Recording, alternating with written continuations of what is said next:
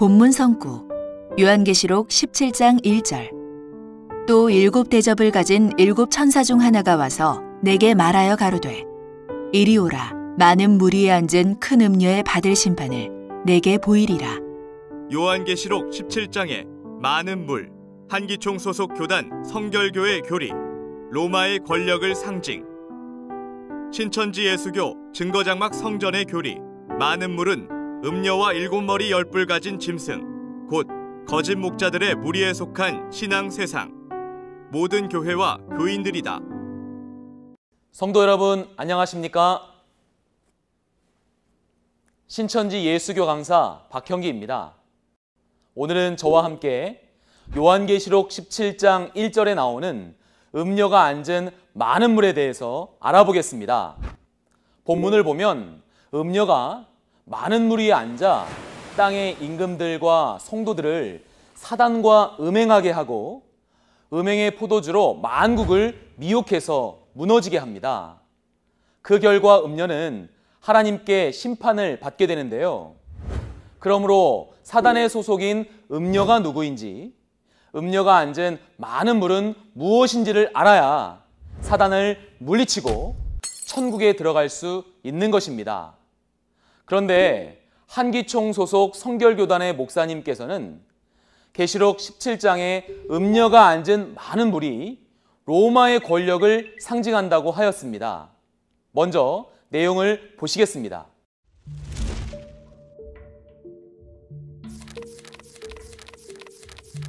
요한계시록 17장에 많은 물, 로마의 권력을 상징. 큰 음녀 사단의 화신인 지상 정치, 경제, 문화, 종교를 종합한 로마를 상징한 권력자, 거짓 교회라 할 수 있다. 이것은 로마의 전 세계를 지배할 것을 예시함이니 인종과 국어와 국경을 초월한 대로마 제국을 과시합니다. 이것을 물에 비한 것은 민중과 국가를 상징한 까닭이다. 네, 잘 보셨나요? 이 목사님께서는 음녀가 로마를 중심한 세계적 권력자라 했고, 또 로마가 많은 민족과 나라를 지배하고 있었기 때문에 이 음녀가 앉은 많은 물을 로마의 권력이라고 했습니다. 네, 이 넓은 영토가 다 로마 제국의 땅인데요. 목사님 말대로 로마가 음녀의 조직이라면 이들이 만국을 미혹해야 하는데 과연 오늘날 로마의 모습은 어떨까요? 네, 그 큰 나라가 다 어디 갔을까요? 옛날 로마 제국이 많은 물이라면 지금은 물이 많이 말라서 적은 물이 된 건가요? 여기서 중요한 것은 요한계시록은 이 책이 기록될 당시 로마 시대의 역사를 기록한 책이 아니라 주 재림 때 있어질 일에 대한 예언의 말씀입니다. 그러므로 이미 500년 전에 멸망한 로마 제국으로 해석한 것은 시대에도 맞지 않고 상식에도 맞지 않고 그리고 성경과도 맞지 않는 명백한 거짓말입니다. 여러분들이 봐도 말이 안 되시죠? 그런데 또 이상한 것은 이렇게 말이 안 된다는 것을 한기총 소속 다른 교단의 목사님들도 아셨나 봅니다. 한기총 소속의 침례교단 목사님은 계시록 17장의 많은 물을 문자 그대로 해석하셔서 온 세상이라고 하는데요. 그 내용을 직접 한번 보시겠습니다. 어떤 분은 이 음녀를 로마라고 하는 한 나라라고 하는데 그렇지 않죠. 이 음녀의 영향은 로마라고 하는 제국 하나에만 미치는 게 아니에요. 온 세계에 미치는 것입니다. 이 음녀에 앉은 물이 온 세상이다, 그런 얘기예요.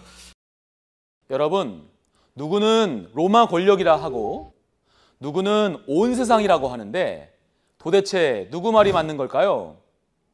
성경을 해석하는 방법이 유행 따라 변한 걸까요? 아니면 하나님께서 이 목사님에게는 로마 권력으로, 저 목사님에게는 온 세상으로 알려주시는 걸까요? 아니겠죠? 이렇게 같은 소속인데도 서로 다른 주장을 하는 것 자체가 본 것이 없이 자의적으로 말하는 거짓 주장이라는 것을 스스로 증거하는 것입니다. 자, 그러면 오직 하나님의 말씀을 기준으로 하는 신천지의 바른 증거를 알아보겠습니다. 먼저 음녀는 음행한 여자라는 뜻입니다. 바울은 자신이 해산의 수고를 했고 성도들을 젖을 먹여 양육하였으며 또 자녀를 낳았다고 하였으니 이는 육적인 여자가 아니라 영적인 여자를 말합니다. 바울은 하나님의 말씀의 씨를 받아 성도를 낳아 양육하는 목자이기에 남편으로부터 씨를 받아 자녀를 낳아 기르는 여자로 말씀하신 것입니다. 이와 같이 마귀의 영이 함께하는 목자도 마귀의 씨를 받아 그 자녀를 낳으니 마귀 목자를 여자로 말씀하신 것입니다. 그래서 마태복음 13장에 보면 하나님의 씨로 난 자는 하나님의 아들, 곧 천국의 아들들이요 마귀의 씨로 난 자는 마귀의 아들, 곧 악한 자의 아들들이라고 하였습니다. 그러므로 본문의 음녀는 사단과 교제하여 사단의 씨, 곧 비진리를 받아 전하는 거짓 목자를 말하는 것입니다. 그런데 그를 큰 음녀라고 한 이유는 사단에게 속한 거짓 목자 중에서 가장 큰 자이기 때문입니다. 이 음녀가 많은 물 위에 앉아 있다는 것은 많은 물을 다스린다는 의미입니다. 그러면 이 사단의 거짓 목자인 음녀가 앉아 있다는 많은 물에 대해 알아보겠습니다. 계시록 17장 15절에는 여자가 앉아 있는 많은 물은 백성, 무리, 열국, 방언이라고 하였는데요. 먼저 계시록 17장까지의 배경을 알아보면 계시록 1장에는 계시록 사건 성취의 시작을 알리는 7 금초 때 장막성전이 출현하게 됩니다. 이 장막성전의 성도들이 하나님과의 언약을 어김으로 배도하게 되고 계시록 2장 3장에서 예수님께서 택하신 한 목자를 통하여 배도한 그들에게 회개의 편지를 보내게 됩니다.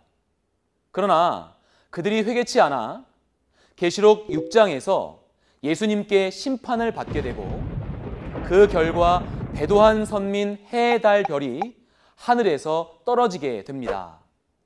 이 일은 계시록 13장에 바다에서 나온 7머리와 10뿔 가진 짐승, 곧 용에게 권세받은 거짓 목자들이 배도한 하늘 장막에 들어가서 하늘의 성도들과 싸워 이김으로 그곳을 차지하게 되어 배도한 선민 해, 달, 별이 심판받아 떨어지는 멸망의 사건입니다.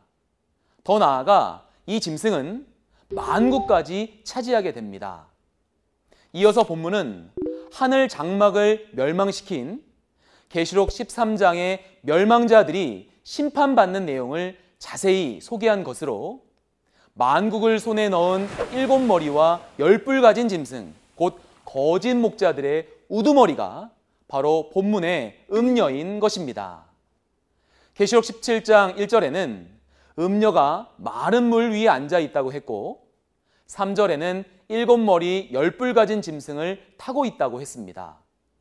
15절에는 음녀가 앉은 많은 물을 백성과 무리와 열국과 방언이라고 하였으니 많은 물은 한기총 소속 목사님들의 주장과 같이 문자적인 지구촌 온 세상을 말하는 것이 아니라 음녀와 7머리 10뿔 가진 짐승, 곧 거짓 목자들의 무리에 속한 신앙세상, 다시 말해 모든 교회와 교인들을 말하는 것입니다. 이러보건대 많은 물을 로마 권력이라 말하고 온 세상이라고 말하는 한기총 소속 목사님의 주장은 사건 현장에서 보고 들은 것이 없는 거짓 주장이며 이는 마귀의 교리이며 마귀의 씨이고 성도들의 영혼을 죽이는 사단의 양식이며 음행의 포도주인 것입니다. 성도 여러분, 요한복음 14장 24절에서 예수님이 진리를 말씀하시는 이유는 예수님 안에 하나님이 함께 하셨기 때문입니다. 그리고 하나님의 진리의 씨로 다시 나게 되면 참 하나님의 자녀, 곧 천국의 아들이 되어 천국으로 가게 되는 것입니다. 반대로 요한복음 8장 44절에서 47절에 보니 마귀의 영이 들어쓰는 목자는 거짓말을 합니다. 거짓말은 자기 속에 마귀의 영이 그 입을 통해서 거짓말을 하게 하는 것이고, 그 거짓말은 마귀의 씨입니다. 이 마귀의 씨로 나게 되면 마귀의 자식이 되어 지옥으로 가게 되는 것입니다. 이 모든 것은 거짓말로 가르치는 신학교에 말씀이 없기 때문이고, 그로 인해 목사님에게도 말씀이 없게 되는 것이고, 그 결과 성도들에게도 말씀이 없고 거짓말로 신앙하게 되는 것입니다.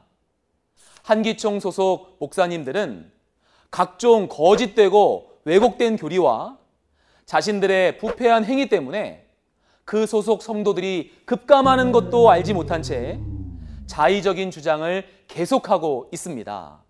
뿐만 아니라 그들 소속 종교 방송국에서도 거짓말 왜곡 방송으로 성도들이 진리를 멀리하게 만들고 성도들의 영혼을 죽이고 있습니다. 하지만 신천지의 약속한 목자는 하나님의 뜻에 따라 보고 들은 대로 인류 최고의 진리를 증거하고 있으니, 지구촌의 모든 신앙인들은 거짓말을 좋아하고 거짓말하는 영의 종이 될 것이 아니라 오직 진리만을 증거하는 신천지에서 약속한 목자를 만나서 하나님의 진리의 씨로 다시 나고 하나님의 자녀가 되어 천국과 영생의 복을 받으시기를 진심으로 기원합니다. 한기총 소속 목사님들 부디 회개하시고 하나님의 말씀으로 거듭나시기를 바랍니다. 감사합니다.